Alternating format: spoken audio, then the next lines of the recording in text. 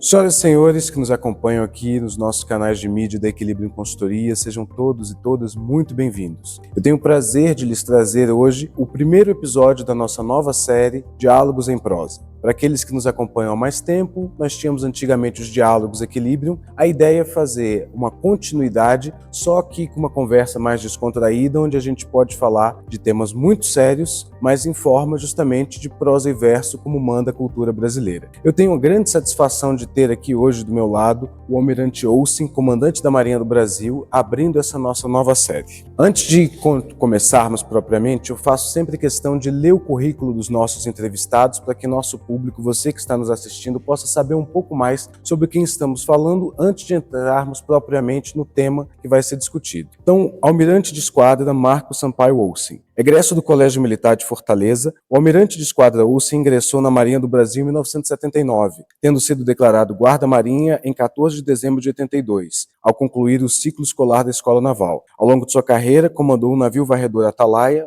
e o submarino Tapajó. Foi imediato do submarino Tamoio e do navio Heródromo São Paulo. Atuou como assessor parlamentar e representou o Brasil na Junta Interamericana de Defesa, a JIDE, nos Estados Unidos, além de ter exercido a chefia de gabinete da Diretoria-Geral de Pessoal da Marinha, DGPM. Possui o curso de aperfeiçoamento submarinos para oficiais, o curso de Estado-Maior para oficiais superiores, da Escola de Guerra Naval, EGN, o curso de pós-graduação em Ciências Políticas na Universidade de Brasília, o Advanced Course in Hemispheric Defense and Security do Colégio Interamericano de Defesa, instituição vinculada à Organização dos Estados Americanos, a OEA, em Washington, D.C., nos Estados Unidos, e o mestrado em Defesa e Segurança Hemisférica na Universidade de El Salvador, na Argentina.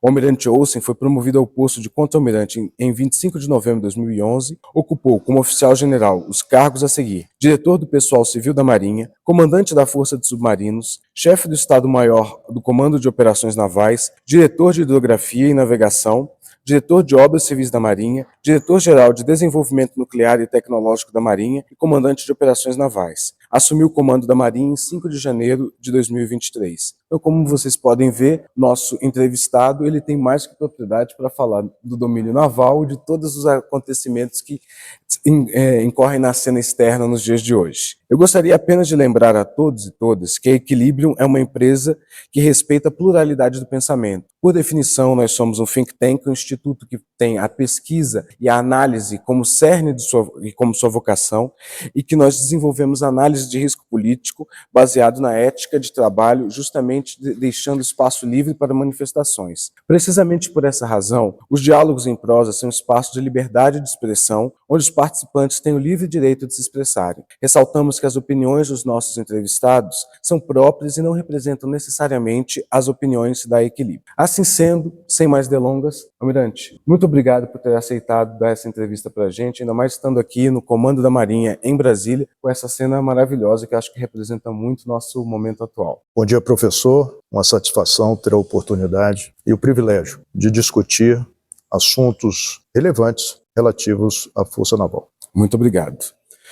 Almirante, eu e o senhor, cada um no seu domínio, nós já conversamos sobre isso, somos entusiastas da geopolítica. E a essência do trabalho na Equilibrium, assim como do trabalho estratégico da Marinha, passa por entender que o mundo de hoje ele é radicalmente diferente de 6 ou 7 anos atrás, principalmente quando a gente pensa naquela fase pré-pandemia. Sinais que nós, enquanto think tank, vínhamos mapeando e escrevendo sobre, estão se concretizando agora em 2026. Recentemente eu ouvi de um almirante da reserva de uma marinha de um país OTAN uma frase emblemática. Ele disse, e aqui eu abro a citação: há 20 anos, ninguém mais parecia se importar com a geografia, e o que hoje todos, entre aspas, redescobriram, as cartas para entender onde fica o Estreito de Hormuz ou o Mar Vermelho, é a nossa essência enquanto planejadores. Fecha a citação. Nesse contexto de retomada da geografia e de um cenário de 2026 já marcado por crises severas, eu queria dividir minha pergunta em duas frentes. A primeira é sobre o compasso da nossa estratégia. Nós temos documentos de defesa nacional robustos e importantes, mas a geopolítica ela corre em uma velocidade que o rito burocrático muitas vezes não alcança. Como a Marinha internamente tem trabalhado sua estratégia naval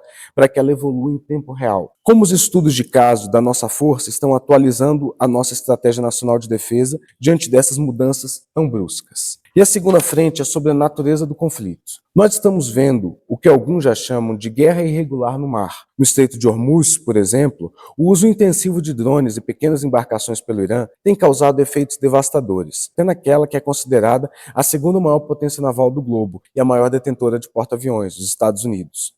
Há quem compare o que vivemos hoje com a Batalha de Midway, em 1942, no contexto da Segunda Guerra. Se lá a decisão saiu dos canhões para os aviões, hoje ela parece migrar para os drones e mísseis. Somado a isso, temos aqui na nossa vizinhança imediata casos de instabilidade extrema, com ameaças à soberania de países fronteiriços e presidentes retirados à força, sem juízo de valor. Cenários que em qualquer lugar do mundo acenderiam um alerta para um conflito bélico regional.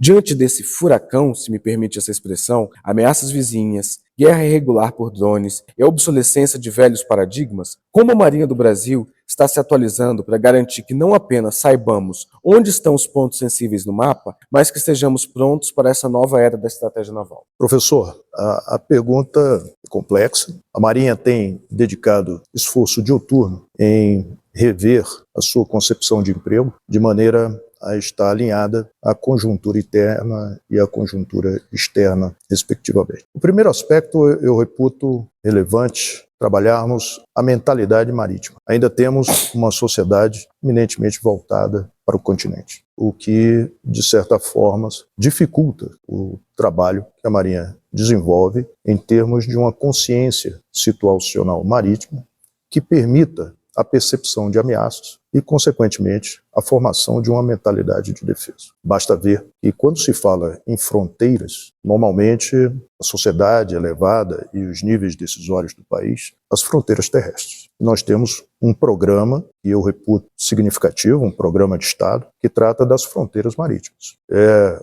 uma discussão técnico-jurídica no âmbito das organizações das Nações Unidas e que congrega técnicos com notório saber e que discutem exatamente aonde fica a fronteira do Brasil no mar. O que nós legamos às gerações futuras como recursos passíveis de serem explorados e comercializados, gerando riqueza e prosperidade para o povo brasileiro. No entanto, isso é pouco percebido pela sociedade de uma maneira geral. Há uma vasta área sob jurisdição do Estado brasileiro que compete à Marinha a sua vigilância e proteção dos recursos que nelas são abrigados. Recursos substanciais que viabilizam o Estado, no seu intuito de progresso, de desenvolvimento. Então, a variável geográfica, e me permita discordar parcialmente da referência que você trouxe, ela tem ocupado um espaço sensível nas considerações que a Força toma para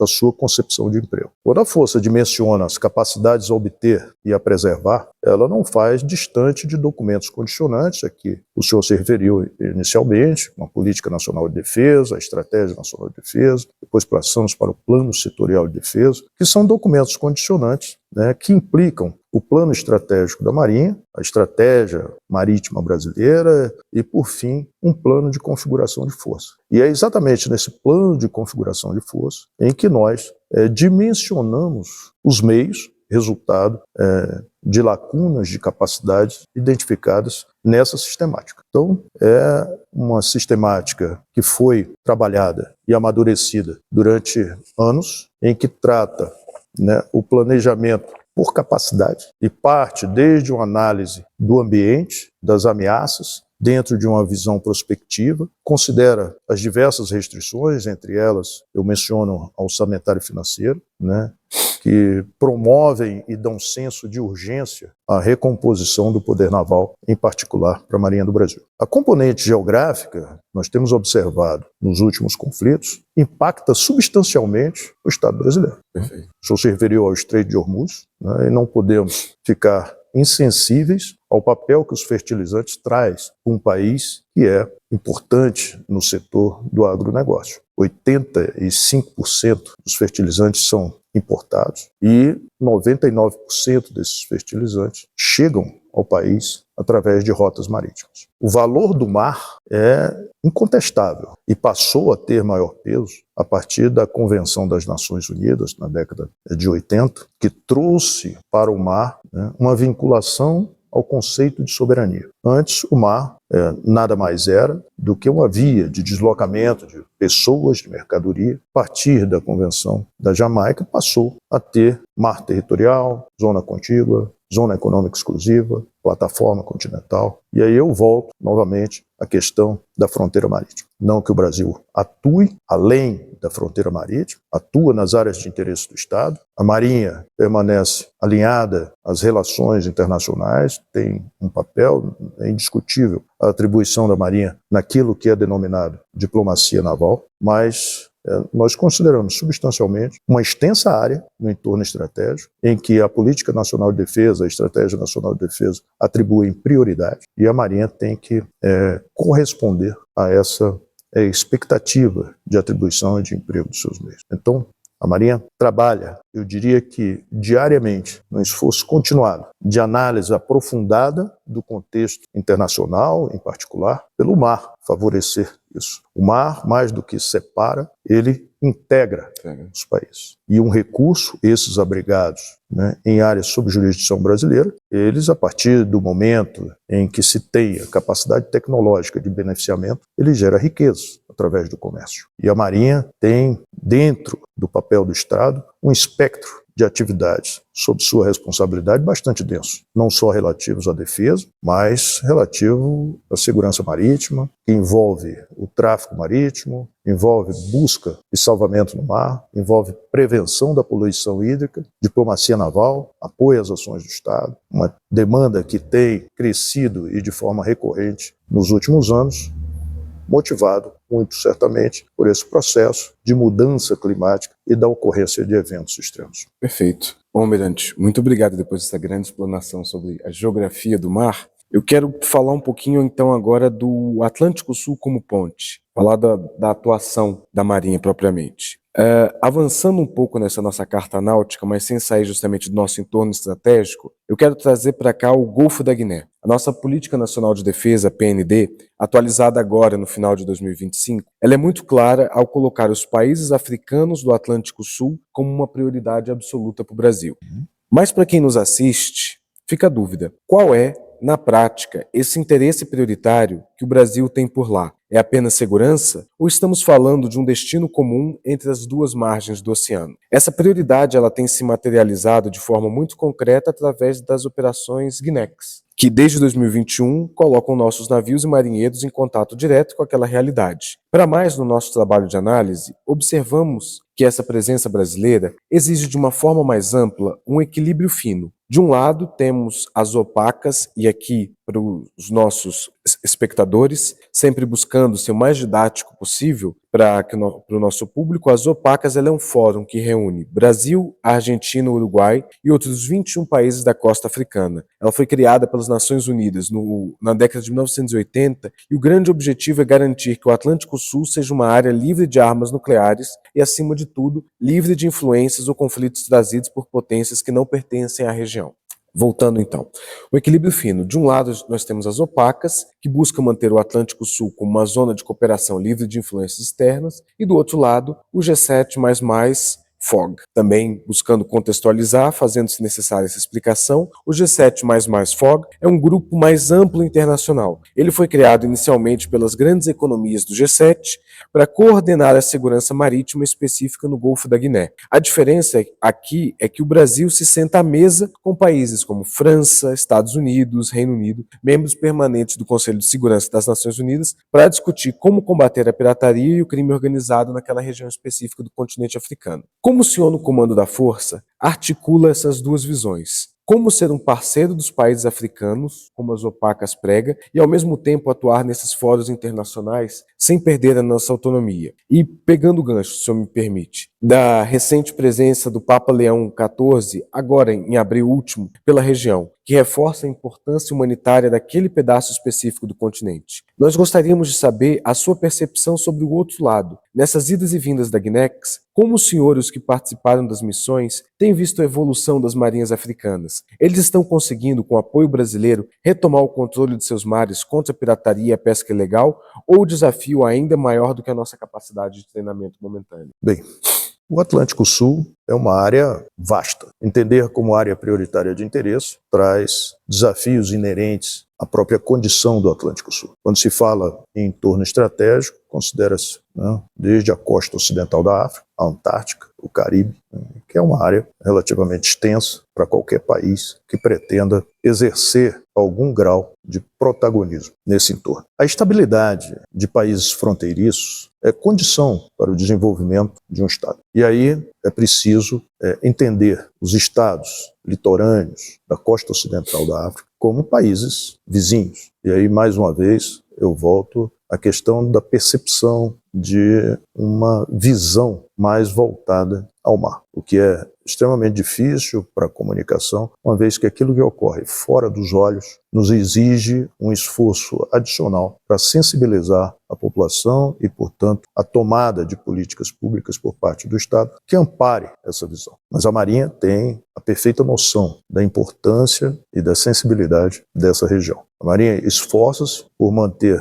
a Operação Guinex, a outras operações capitaneadas por Estados Unidos, França, naquele entorno, mas para além, né, de promover a interoperabilidade, conforme o senhor se referiu, há, né, o intuito de gradualmente, né, dar condições à Marinha desses países de atuarem nas suas áreas de jurisdição respectiva. Eu entendo que a evolução tem ocorrido de maneira discreta, mas percebe-se alguma evolução. O caminho é longo, exige resiliência, exige o perfeito entendimento da importância da cooperação nesse espaço marítimo. O Brasil não pretende o exercício de uma hegemonia, mas não pode se furtar, né, ao papel de agente relevante e de ator internacional que, por sua condição natural, né, lhe cabe o protagonismo na promoção de ações que integrem, né, e resultem numa efetiva evolução desses países.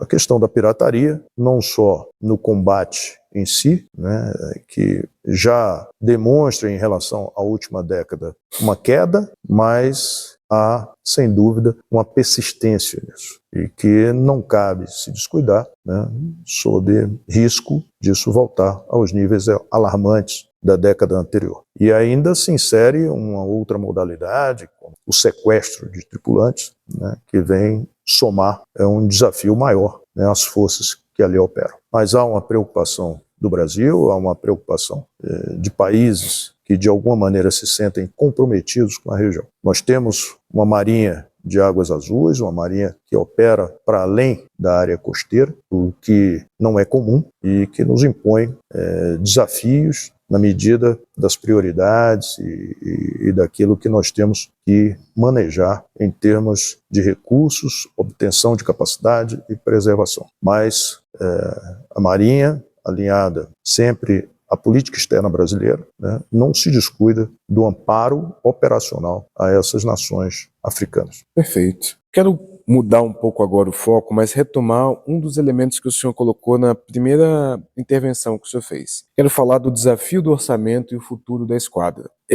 Um tema que eu acompanho, estudo há muitos anos, e que foi, como o senhor sabe, tema da minha pesquisa de mestrado em economia, é a saúde financeira da defesa brasileira. Nós sabemos que o orçamento ele costuma ser devorado por gastos fixos, salários, pensões, deixando uma fatia muito estreita para que realmente mantém a nossa soberania, que é um investimento nos projetos estratégicos. Nesse cenário de 2026, estamos vivendo momentos decisivos. Por um lado, tivemos a notícia durante a viagem do presidente Lula à Alemanha da ampliação da nossa frota de superfície com a compra de mais 4 fragatas da classe Tamandaré, o que no mundo de hoje pode ser interpretado como um alento ao nosso poder de escolta. Por outro, nós chegamos no momento do tudo ou nada, no ProSub. Também, para quem nos acompanha e ouve a sigla, o ProSub é o Programa de Desenvolvimento de Submarinos da Marinha do Brasil.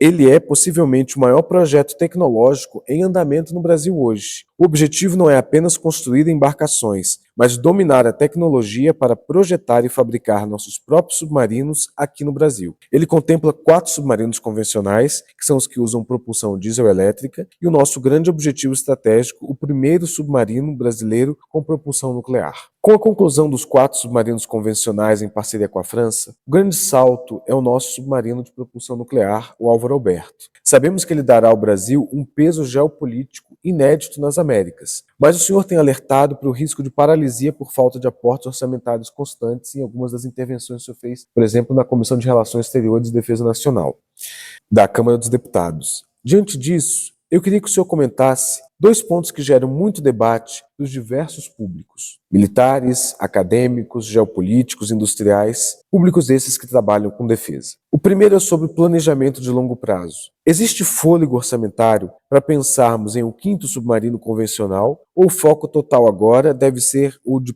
propulsão nuclear, para não perdermos o capital humano e tecnológico que levamos décadas para formar?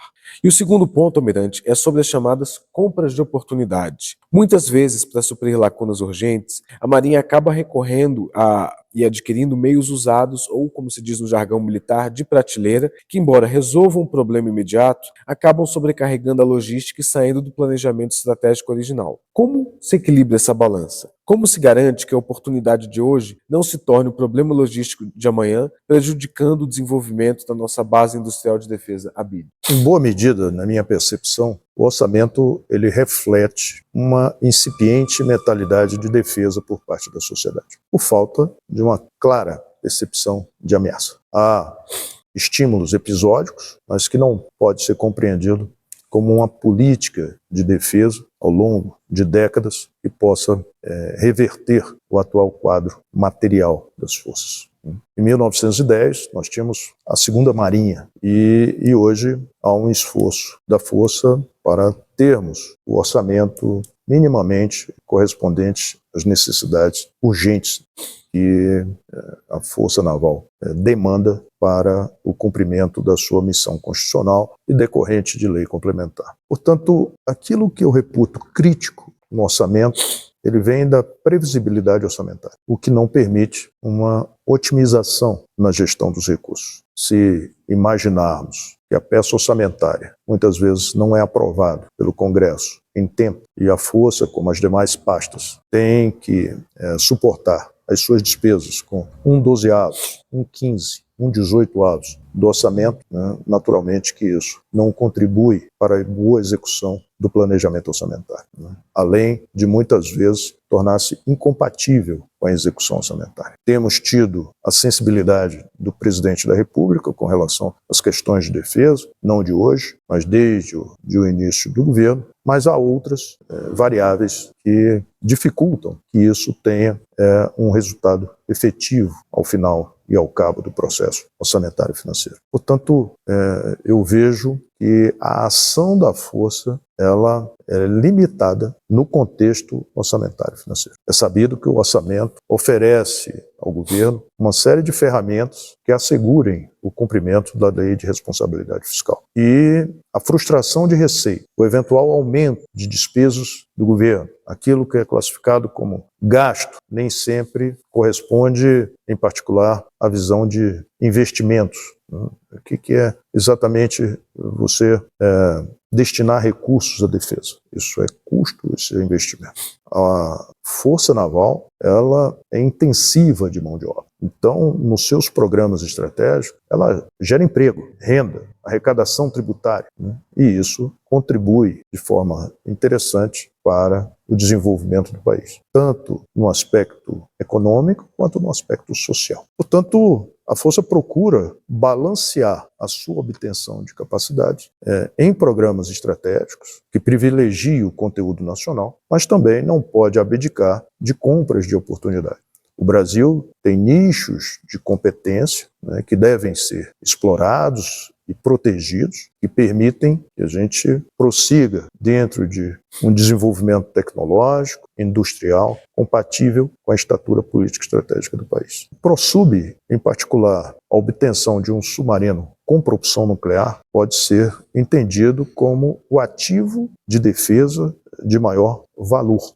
Projeta o Brasil não no seu entorno, projeta o Brasil em fóruns internacionais de discussão como protagonista da condução de políticas e de prioridades no ambiente internacional. São muito poucas as nações que desenvolvem tecnologias sensíveis e essas requerem uma continuidade, né, de alocação orçamentária que permitam o seu desenvolvimento sem que haja solução de continuidade, nem o encarecimento financeiro do programa, que muitas vezes é injustificado sob a ótica financeira. Então, nós temos trabalhado para mitigar esses efeitos no desenvolvimento, mas é preciso entender, particularmente quando se fala no submarino com propulsão nuclear, de que ele não se justificaria por si só. Na verdade, é preciso ser entendido o contexto em que ele se insere. Um país vocacionado para o desenvolvimento e aplicação da energia nuclear, seja na matriz energética, que hoje corresponde a menos de 2%,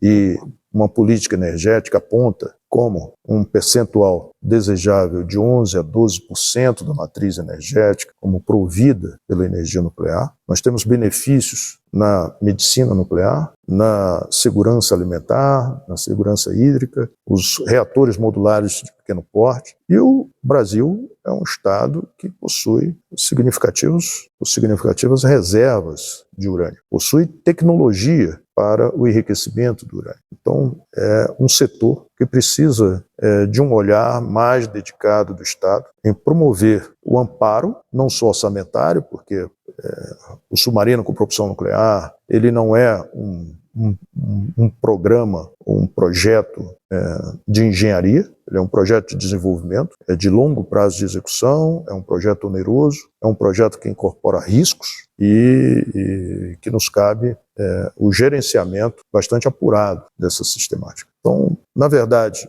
nos preocupa a parte orçamentária, sem dúvida, central no papel da força junto à área econômica do governo, ao Congresso Nacional, né, de maneira a obter a sustentação desses programas, o ProSub em particular. Há outros programas em que o senhor tem conhecimento, o programa das fragatas classe Tamandaré, e eu gostaria de fazer uma referência ao SISGÁS, o Sistema de Gerenciamento desse Espaço Marítimo, Amazônia Azul. Em função da amplitude desse espaço, dos recursos nela abrigados, é preciso que se tenha capacidade de vigilância, né, e de proteção. A presença, ela é resultado de inteligência marítima que é obtida através dos dados e de um processo apurado de auxílio à tomada de decisão. Então, é exatamente compondo isso e mostrando a importância do mar para o Brasil. E nós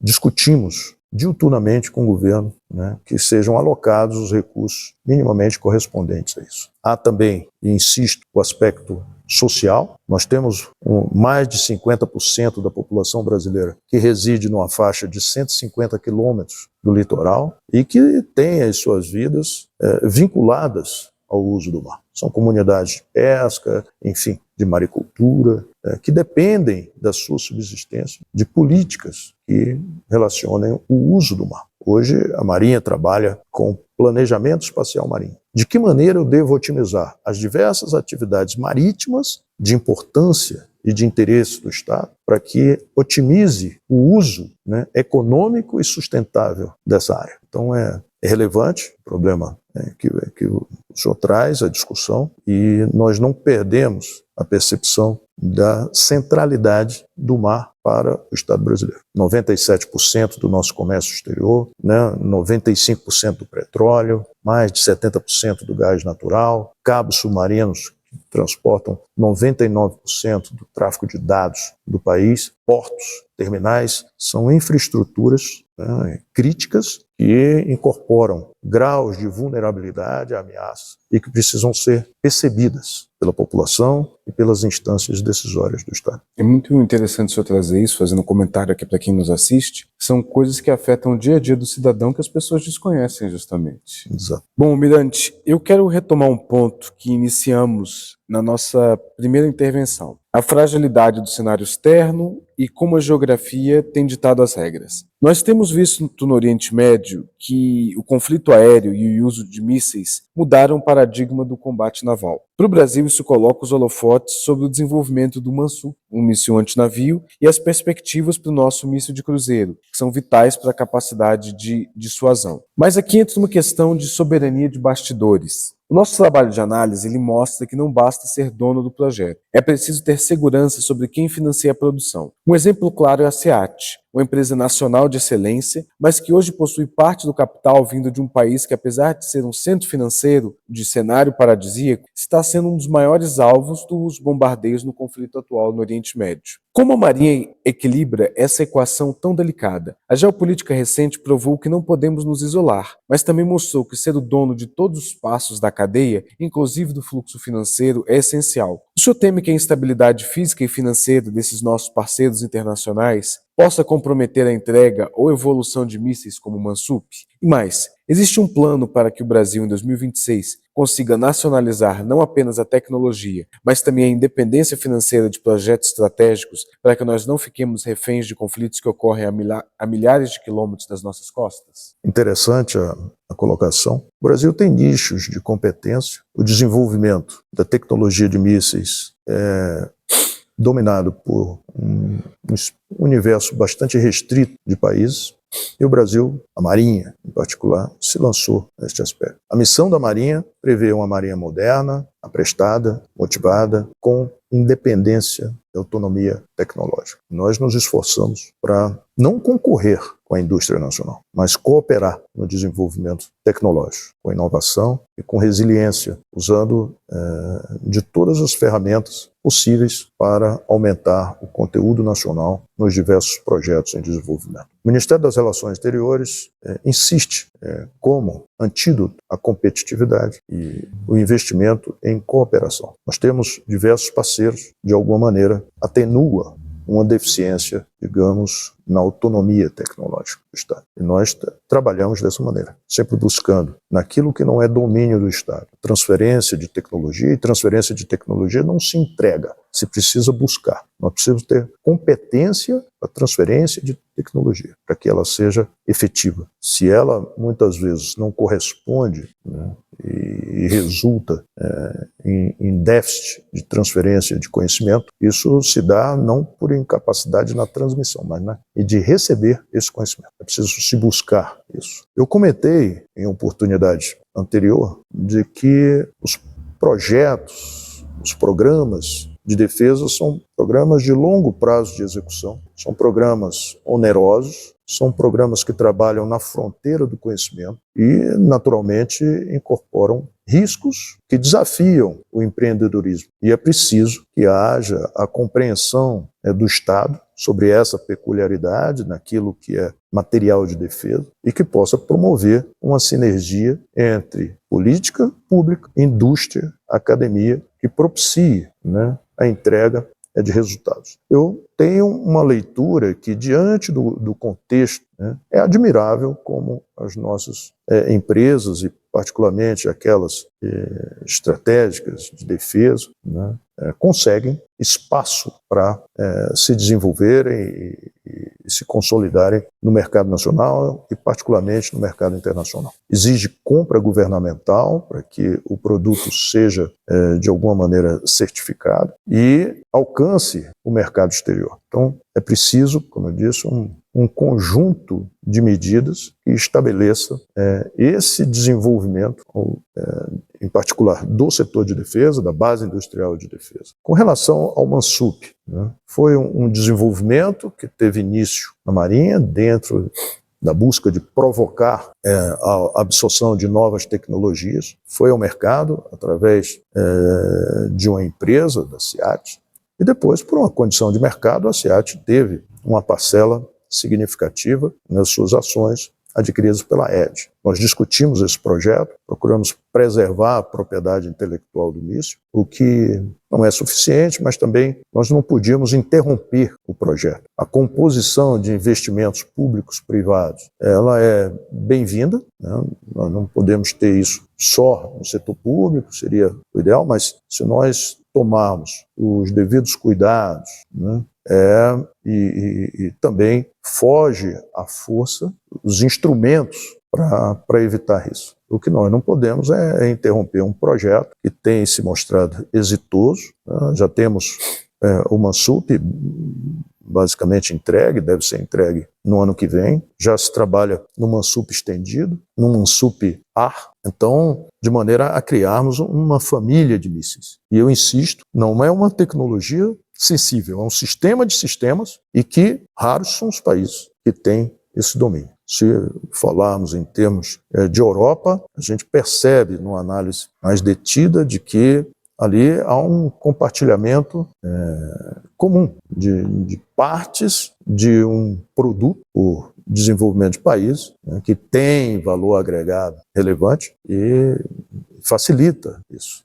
Por outro lado, eu queria abrir aqui um espaço para uma colocação. Eu tive recentemente no encontro dos comandantes de marinha da OTAN e pude perceber nas discussões em que poucos são os países que têm uma visão de mais largo no aspecto geográfico do alcance das suas atribuições como força naval.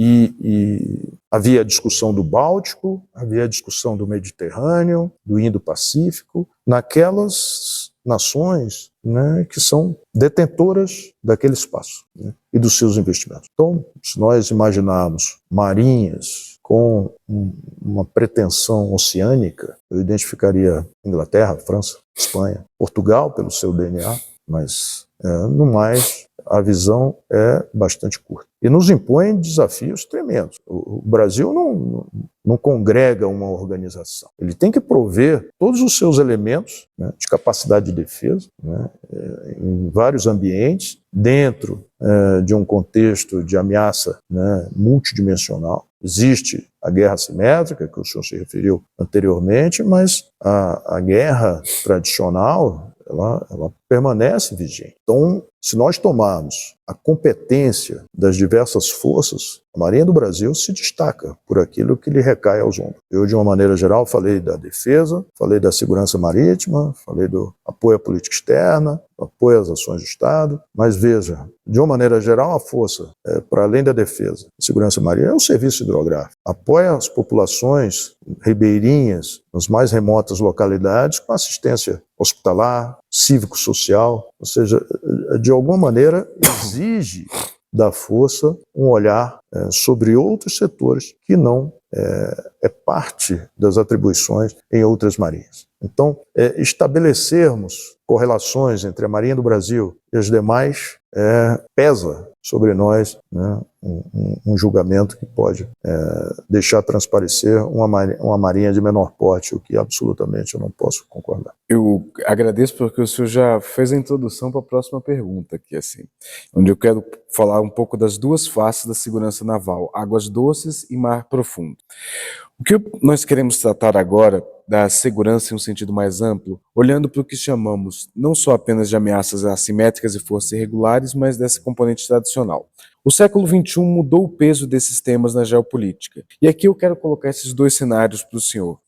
O primeiro é a nossa Amazônia. Nós sabemos que a Marinha lá não é apenas presença militar, é saúde para as comunidades ribeirinhas, é o contato com os povos originários, é a garantia que o Estado chegue em lugares que ninguém mais chega, mas também a linha de frente contra o narcotráfico e o garimpo ilegal. Como a Marinha tem articulado essa coordenação, que é vital e complexa, com as demais forças armadas, o Exército e a Força Aérea Brasileira, com a Polícia Federal, com o IBAMA e os demais órgãos do Estado brasileiro. O senhor sente que esse modelo de cooperação na Amazônia brasileira, mas também no Pantanal, é um exemplo que nós podemos exportar? E, por outro lado, quando nós atravessamos o oceano, os dados de 2025 e 2026 nos mostram um ressurgimento preocupante de algumas situações no Golfo da Guiné, especialmente na área entre o Gabão e São Tomé. O paradigma mudou. Não queremos mais, não se quer mais só a carga do petróleo. O foco agora, também voltando para um tema que falamos anteriormente, como a pirataria, é o sequestro de tripulantes, com uma técnica apurada que alcança navios de 300 milhas da costa. Somado a isso, temos o tráfico de drogas e a pesca ilegal, que rouba bilhões da região.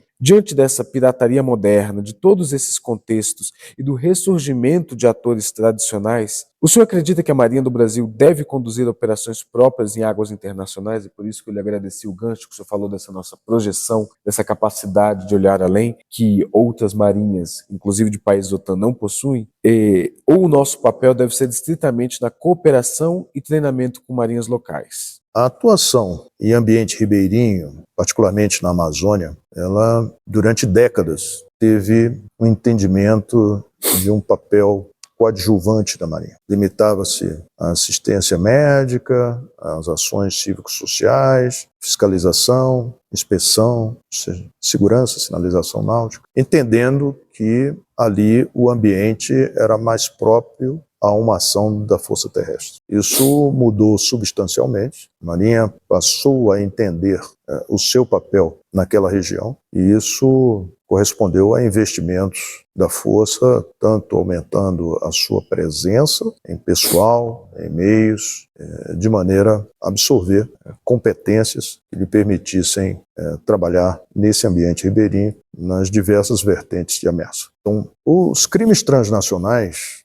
exigem uma participação das Forças Armadas, Marinha, Exército e Força Aérea, de forma conjunta e em coordenação com os diversos órgãos afetos a uma operação em particular, seja a Polícia Federal, Receita Federal, ICMBio, dependendo do aspecto propriamente dito, de maneira a conjugar esforços para a obtenção de um resultado desejado. Então, a Marinha tem incrementado a sua capacidade de operação naquela região, não só ação de presença, mas basicamente vigilância, inteligência marítima, para que possa atuar em áreas fluviais. Estendeu isso ao Pantanal, ainda que corresponda a uma área, digamos, de ameaças ainda em menor grau que na Amazônia, mas, de igual modo, há uma preocupação na jurisdição do Comando do 6º Distrito Naval numa presença mais efetiva da Marinha nos diversos aspectos de atuação. Quanto à atuação em áreas oceânicas, a Marinha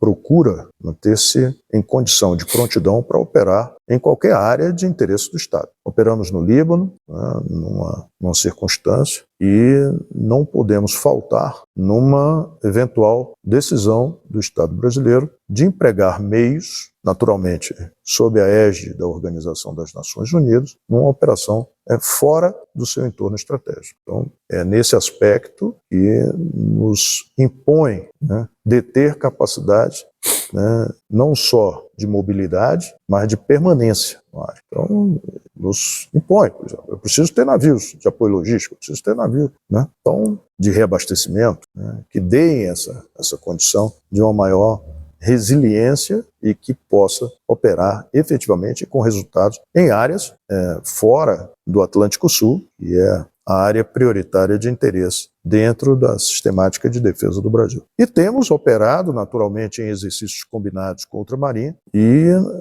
nos temos havido muito bem, acima das expectativas, seja em exercícios de tiro, como foi o caso da UNITAS no último ano, seja em operações de projeção de poder, com participação preponderante do Corpo de Fuzileiros Navais, das suas tropas anfíbias e com capacidade expedicionária, ou seja, temos hoje investido naqueles elementos de força que propiciem a atuação da força longe de suas bases por períodos significativos. Perfeito.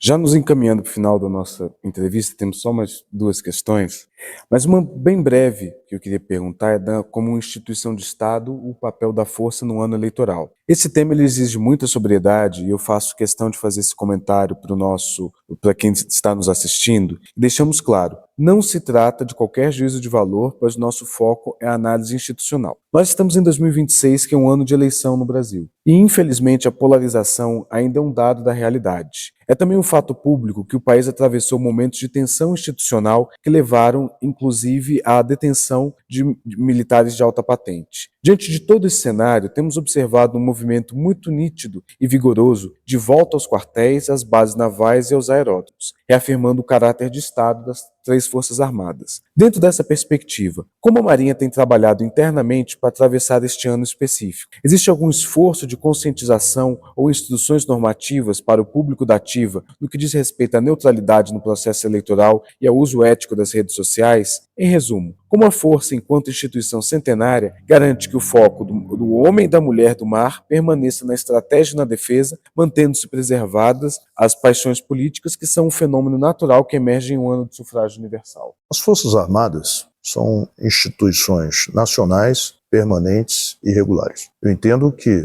as Forças Armadas pertencem ao Estado, portanto, pertencem aos três poderes da União, sem prevalência e o entendimento de que as Forças Armadas, por estarem dentro da estrutura do Executivo, pertencem exclusivamente ao Executivo e ao governo em particular, é um entendimento equivocado. Com relação à politização das forças, é um aspecto que nos preocupa. Nós temos procurado ampliar vias de comunicação para mantermos os militares cientes da conduta que é exigida pelos diversos regulamentos e normas que tratam da condição de militar perante um processo eleitoral. A polarização política e que nos apaixona a todos e somos levados, né, no âmbito não só da profissão, mas da família, das relações pessoais, não pode ser trazida para dentro da força. Há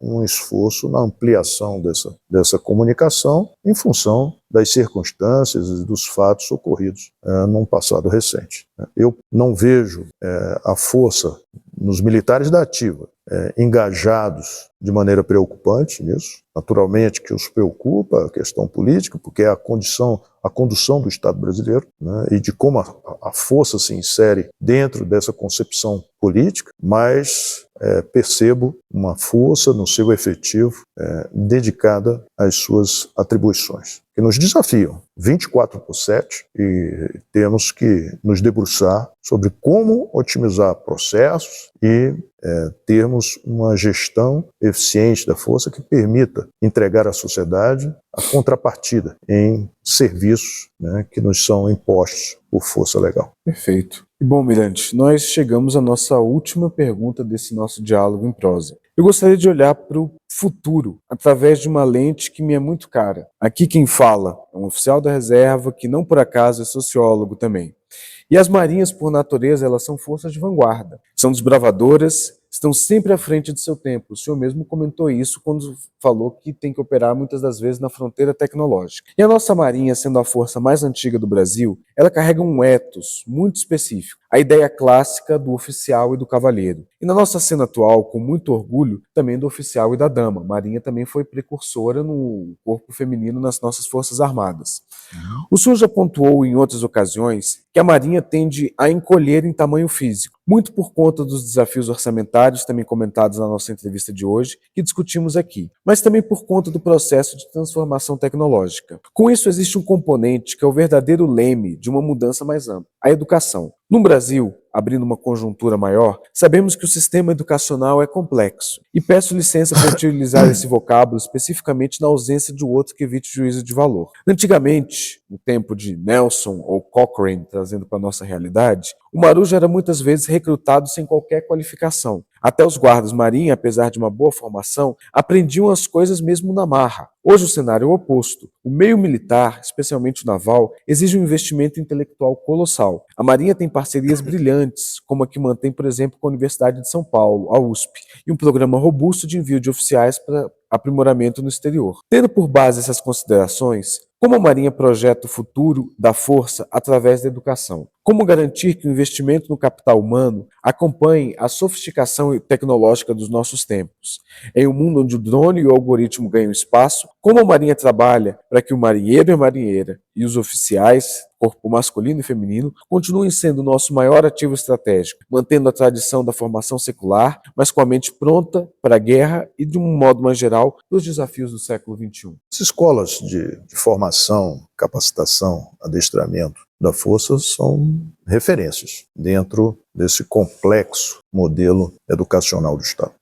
Se destacam entre os pares e entregam profissionais, aqueles que não seguem carreira na Força, e acabam desenvolvendo e contribuindo com o cumprimento de ações do Estado no setor público ou no setor privado de maneira eficiente. A questão reside mais na captação e permanência desse oficial. As Forças Armadas, de uma maneira geral, e não é um fenômeno que seja específico do Estado brasileiro, se observa nas Marinhas, de uma maneira geral, Exército e Força Aérea, essa dificuldade, seja por uma questão geracional, seja por remuneração, enfim. O fato é que nos falta instrumentos de manejo que possamos estimular e motivar a atratividade pela carreira, e isso é mais grave nos postos iniciais e nos corpos e quadros técnicos, medicina, engenharia, e nós percebemos não só a dificuldade na captação,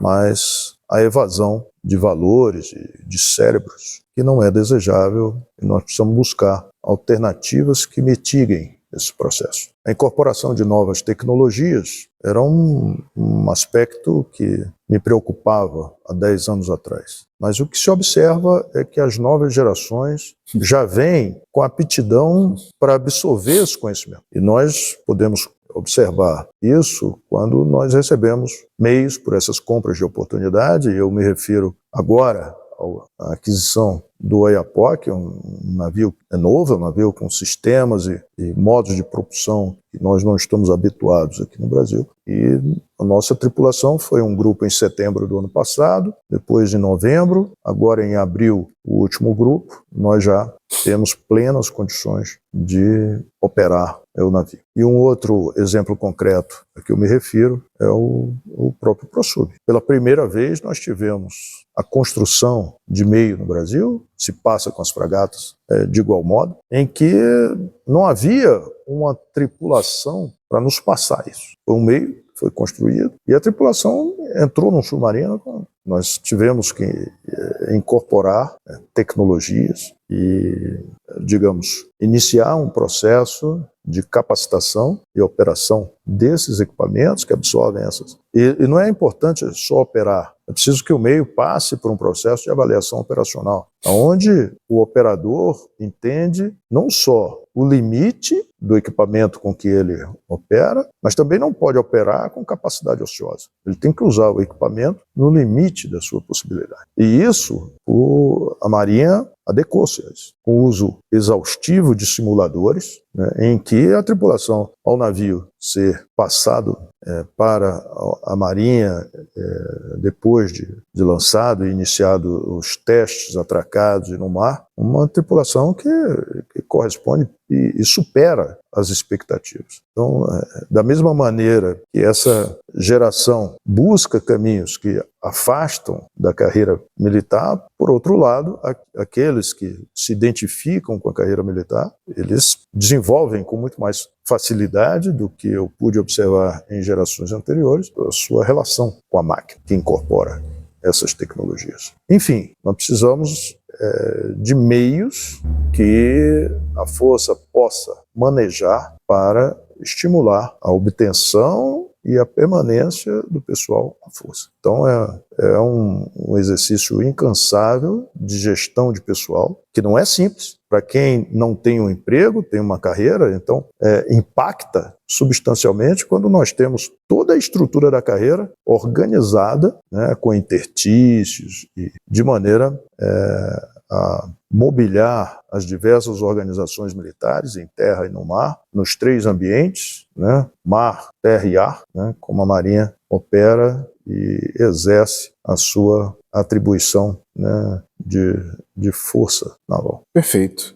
Bom, infelizmente nós temos que encerrar a nossa entrevista, mas ao final dos diálogos nós sempre deixamos um espaço para que os nossos convidados se dirijam ao público e enviem uma mensagem de despedida. Almirante, é a palavra do senhor. Uma lógica aceita é que a atividade marítima sustenta o poder naval, em termos orçamentário e financeiro. Portanto, criar vínculos onde o crescimento da atividade marítima implica o poder naval, mas suporta o poder naval nas suas diversas atividades, é uma engenharia que deve direcionar as articulações políticas para que isso ocorra. A Marinha tem a plena consciência da centralidade do mar para o papel do Estado. O Brasil é inviável sem o uso do mar. Aí estão as medidas, eu comentei determinados aspectos ao longo da entrevista que colocam o mar como uma condição de desenvolvimento sustentável do Estado brasileiro. A Marinha, ela não atua só na vertente de defesa, ela é transversal nos diversos papéis que compete ao Estado exercer nas suas diversas ações e políticas públicas. Portanto, a Marinha é uma força em que identifica com preocupação o mar como um eixo de ameaça. E cabendo à força a atribuição indelegável, né, de defesa, é preciso um esforço contínuo para sensibilizar os diversos setores a respeito das questões que dizem respeito ao mar, entendendo que é condição. Hoje, os portos, os terminais têm elevado substancialmente o seu volume de carga, né? Isso, trocado em valores financeiros, também se observa, né, uma elevação acima da média da Organização Mundial do Comércio e nos preocupa determinadas infraestruturas críticas que não possamos corresponder na sensibilidade devida. Então, Porto de Santos, por exemplo, cresceu 88%, né, nos últimos 10 anos, em termos de volume de carga. E isso é preocupante. Ele é responsável por 30% dos 97% em que o Brasil exporta. O Brasil é um país exportador de commodities, que ocupa um grande volume de carga. E o transporte marítimo é a via e que traz o desenvolvimento, né, alimenta a balança comercial, e é com esse nível de importância em que a Marinha tem plena ciência do seu papel como instituição de Estado. Perfeito. Muito obrigado, Almirante. Agradeço ao Almirante Olsen por essa magnífica entrevista concedida. Agradeço a todo o pessoal do Gabinete do Almirante que nos apoiou até aqui. Agradeço à Marinha do Brasil e a todos vocês, nossos queridos espectadores, por terem assistido essa entrevista. Lembrando que este vídeo está disponível nos nossos canais de mídia, não apenas no YouTube, mas nas nossas outras redes sociais. E nós encerramos por aqui, convidando vocês a conhecerem mais um pouco da nossa empresa e também da Marinha do Brasil. Muitíssimo obrigado. Equilíbrio, os fatos e seus porquês.